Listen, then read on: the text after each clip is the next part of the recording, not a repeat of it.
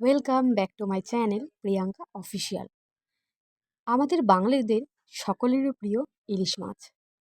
ইলিশ মাছে সব মাছের তুলনায় স্বাদ অনেক বেশি। তাই ইলিশ মাছের বিভিন্ন ধরনের রেসিপি হয়। তার মধ্যে একটি জনপ্রিয় রেসিপি হলো বেগুন দিয়ে ইলিশ মাছের পাতলা ঝোল কালো জিরে কাঁচা লঙ্কা দিয়ে। তো রেসিপিটা কিভাবে বানাতে হয় সেটা আমি তোমাদের সাথে শেয়ার করছি।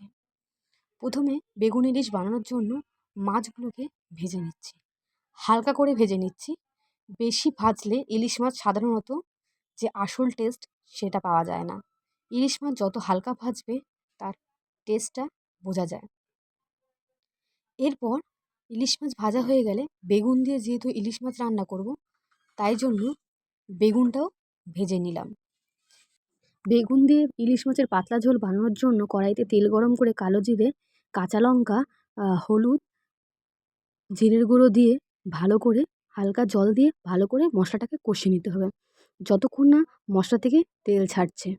এইভাবে ভালো করে মশলাটাকে কষিয়ে নিয়ে হালকা যে মাছটা ভেজে রেখেছিলাম সেই মাছটা ওই মশলার মধ্যে দিয়ে দিলাম। তারপর এক এক করে বেগুন যে ভেজে রেখেছিলাম বেগুনটাও দিয়ে দিলাম।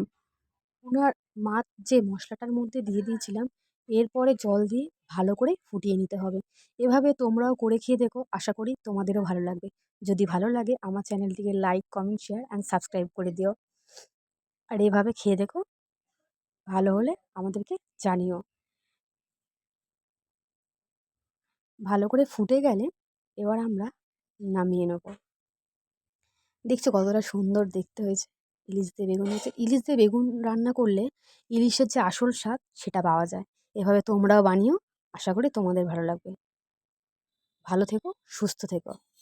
টাটা।